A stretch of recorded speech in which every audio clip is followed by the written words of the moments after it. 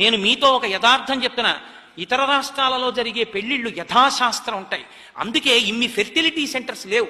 నేను కర్ణాటక, కేరళ ఈ రాష్ట్రాల్లో ఎన్నో క్షేత్రాలు పర్యటించాను. ఫెర్టిలిటీ సెంటర్స్ ఇన్ని కనపడవు. ఆంధ్రదేశంలో ఇవాళ ఇన్ని ఫెర్టిలిటీ సెంటర్స్, సంతాన సాఫల్య కేంద్రాలు, పిల్లలు లేకపోవడాలు ఎందుకు వచ్చిందో తెలుసా? వివాహ క్రతువు భ్రష్టు పట్టడం వల్ల. పేరుకి బ్రాహ్మణుడు మంత్రం చెప్పడానికి ఓ గౌరవం లేదు, మంత్రం మీద గౌరవం లేదు. పెళ్లి చేసుకునేటప్పుడు అర్థం పర్థం లేకుండా నురగలు కొట్టుకోవడం, అసహ్యకరమైన పదార్థాలు తలల మీద పోసుకోవడం, ఎంతసేపు వీడియో పిచ్చి, కెమెరా పిచ్చి. బ్రాహ్మణ కుటుంబాల్లో పుట్టినటువంటి దౌర్భాగ్యులు కూడా చొక్కాలు బనీన్లు విప్పి ఉత్తరీయం వేసుకుని కన్యాదానం చేసుకోరు. కన్యాదాత చొక్కా బనీనిప్పడు, కన్యాదానం పుచ్చుకునేవాడు చొక్కా బనీనిప్పడు. విప్పకుండా పెళ్లిళ్ళు చేసుకుంటే ఎక్కడి నుంచి సాఫల్యాలు రమ్మంటే వస్తాయి? ఒళ్ళు దగ్గర పెట్టుకుని వేదం చెప్పిన ఆచారకాండ పాటించలేవు. చంకలో సెగ్గెడ్డేస్తే చొక్కా బని నిప్పుకుని 10 రోజులు తిరుగుతావే సెలవు పెట్టి. ఏం పెళ్లిలో కన్యాదానం చేస్తూ 10 తరాలు పైన 10 తరాలు కింద తరిస్తాయి. ఉత్తరీయం వేసుకుని కన్యాదానం చేయడం నీకు చేత కాదు?